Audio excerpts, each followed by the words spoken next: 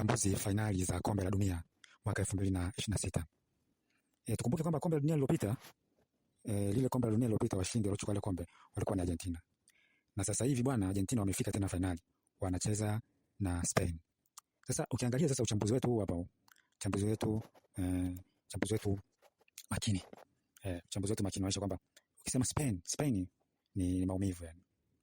Spain si kuona, pain maumivu, kwa ni maumivu, kwa kuna maumivu pale, alafu kuna Argentina. Yani wakala wa ndani. Kwa kuna finali kati ya wakala wa ndani na maumivu. Sasa hapo nani atachukua? Wote hao ni maadui.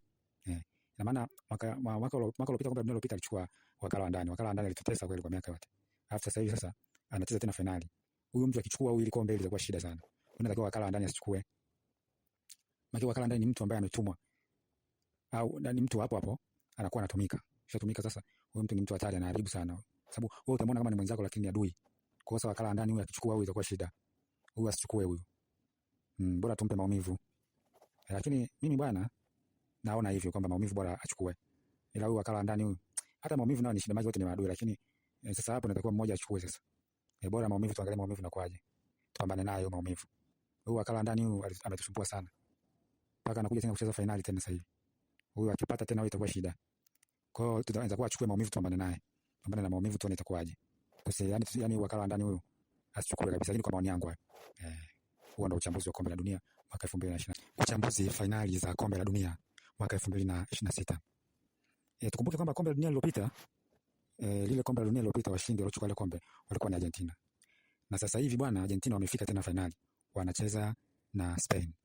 Sasa ukiangalia sasa uchambuzi wetu huu hapa. Uchambuzi wetu makini. Uchambuzi wetu makini unaonyesha kwamba ukisema Spain ni maumivu yani. Spain si kuona, pain maumivu, kwa ni maumivu, kwa kuna maumivu pale, alafu kuna Argentina. Yani wakala wa ndani.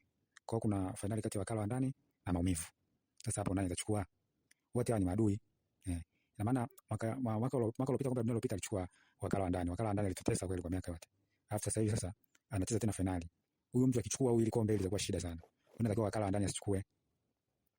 Maki wakala wa ndani ni mtu ambaye ametumwa.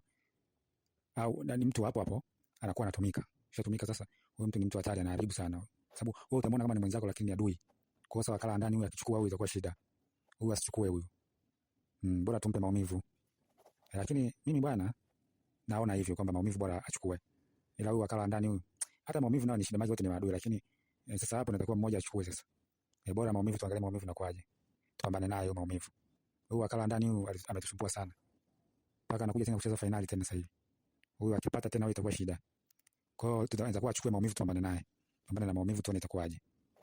Yani wakala wa ndani huyu asichukue kabisa, lakini kwa maoni yangu huo ndio uchambuzi wa kombe la dunia mwaka 2020. Uchambuzi finali za kombe la dunia mwaka 2026.